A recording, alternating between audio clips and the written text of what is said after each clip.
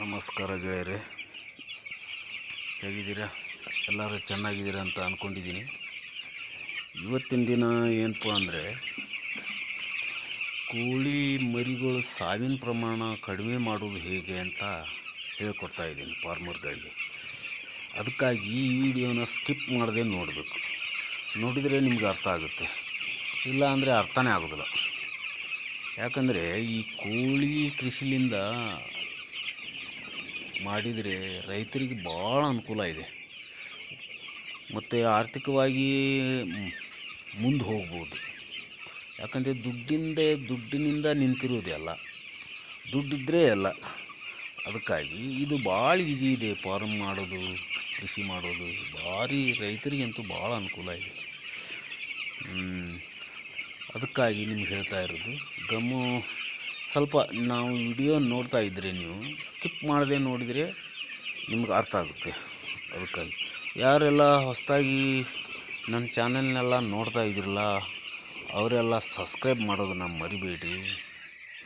Like ಮಾಡಿರಿ, share ಮಾಡಿರಿ. ನೀವು ಒಂದು ಸಬ್ಸ್ಕ್ರೈಬ್ ಮಾಡಿದರೆ ನಮಗೆ ಮೋಟಿವೇಶನ್ ಸಿಕ್ಕಂಗೆ ಆಗುತ್ತೆ.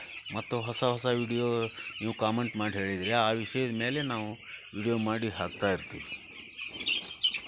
ಈಗ ವಿಡಿಯೋಕ್ಕೆ ಹೋಗೋಣ ಬಂಧುಗಳೇ. ವಿಷಯ ಏನಪ್ಪ ಅಂದ್ರೆ, ಸಾವಿನ ಪ್ರಮಾಣ ಕಡಿಮೆ ಮಾಡೋದು ಹೇಗೆ ಅಂದರೆ, ನಾವು ಮೊದಲು ಬೆಳಿಗ್ಗೆ ಮೇನ್ ಕಂಟೆಂಟ್ ಅಂದರೆ ಬೆಳಿಗ್ಗೆ ಎದ್ದಕ್ಕೆ ಫಾರಮ್ ಬಂದರೆ ಈ ರೀತಿ ನಾವು ತಾಡ್ಪಲ್ ಕಟ್ಟಿರ್ತೇವಲ್ಲ, ಬೆಳಿಗ್ಗೆ ರಾತ್ರಿ ಕಟ್ಟಿರ್ತೇವಲ್ಲ, ಬೆಳಿಗ್ಗೆ ಮೊದಲು ಇಳಿಸ್ಬೇಕು.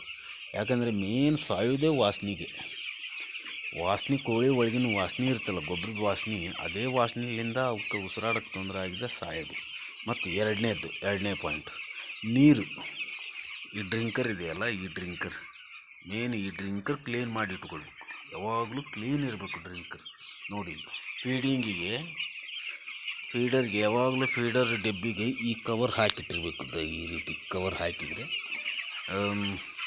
ಅಂದರೆ ಅವು ಮೇಲೆ ಕುಂತು ಅವು ಹೇಸಿಗೆ ಮಾಡೋದಿಲ್ಲ, ಕ್ಲೀನಾಗಿ ಫೀಡ್ ಸಿಗುತ್ತೆ ತಿನ್ನಲಿಕ್ಕೆ. ಈ ರೀತಿ ಮಾಡಿಟ್ಕೊಂಡಿರ್ಬೇಕು.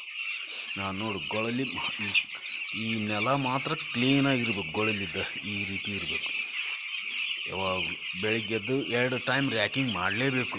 ಗೊಳಲಿ ಹೊಳಿಸ್ಲಿಲ್ಲ ಅಂದರೆ ಆ ವಾಸನೆಯಿಂದ ಬೇರೆ ಬೇರೆ ರೋಗ ಹರಡಲಿಕ್ಕೆ ಚಾನ್ಸ್ ಇರುತ್ತೆ. ಅಂದರೆ ಕೋಳಿ ಗ್ರೋ ಬರೋದಿಲ್ಲ. ಯಾಕಂದರೆ 38 ದಿನಕ್ಕೆ ಎಲ್ಲ ಬರೋದು ಉತ್ಪನ್ನ. ಹಾಗಾಗಿ ಹೇಳೋದು ನಿಮಗೆ. ನೋಡಿ ನಮ್ಮ ಫಾರ್ಮ್ನಲ್ಲಿ ಯಾವ ಥರ ಇದೆ ನೋಡಿ. ಯಾಕಂದರೆ ಮತ್ತು ಇಷ್ಟೆಲ್ಲ ಮಾಡಿದರೂ ಸಾವಿನ ಪ್ರಮಾಣ ಜಾಸ್ತಿ ಆಗ್ತಾ ಇದೆ ಅಂದರೆ ಏನು ಮಾಡಬೇಕು?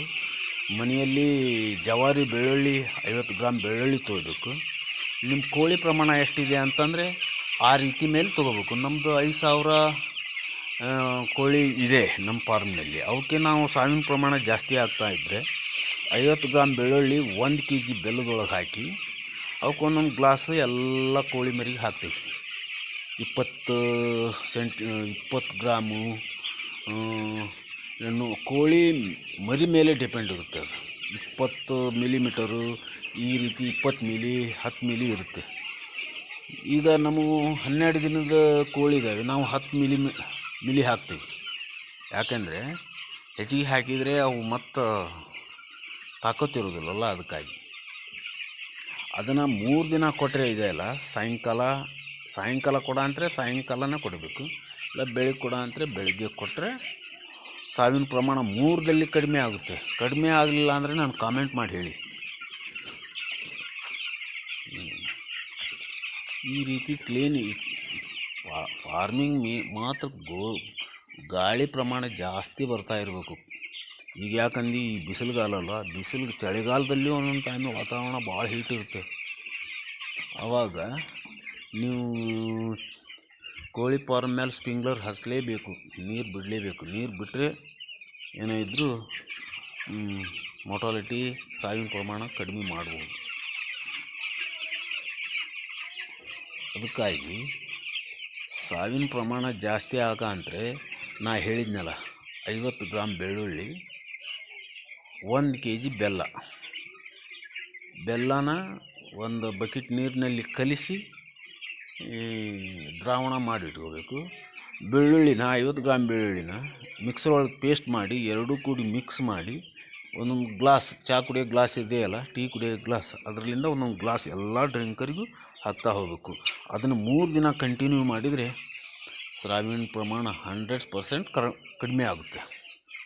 ಯಾಕಂದರೆ ನಾವು 21 ದಿನ ಇರುತ್ತೆ ಅಲ್ವಾ, 7 ದಿನ, 14 ದಿನ, 21 ದಿನ ಮೇನ್ ಸಿಚುವೇಶನ್. ಈ ಕೋಳಿ ಮರಿಗಳಿಗೆ 21 ದಿನ ಮೇಲ್ಪಟ್ಟಿದೆ ಅಲ್ಲ, ಯಾವ ರೋಗ ಬರುವಂಥ ಚಾನ್ಸ್ ಕಡಿಮೆ ಇರುತ್ತೆ. ಈಗ 14 ದಿನ ಮಟ್ಟ ಮಾತ್ರ ಭಾಳ ಸೆನ್ಸಾಗಿ ಇಟ್ಕೋಬೇಕು ಮರಿಗಳು ನೋಡ್ರಿ.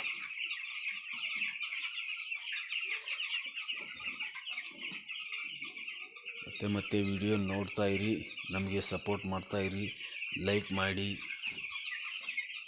ಸಬ್ಸ್ಕ್ರೈಬ್ ಮಾಡಿ, ಲೈಕ್ ಮಾಡಿ ಮತ್ತು ಸಪೋರ್ಟ್ ಮಾಡಿ ನಮಗೆ. ಓಕೆ ಫ್ರೆಂಡ್, ಮತ್ತೆ ಇನ್ನೊಂದು ವಿಡಿಯೋದಲ್ಲಿ ಸಿಗೋಣ.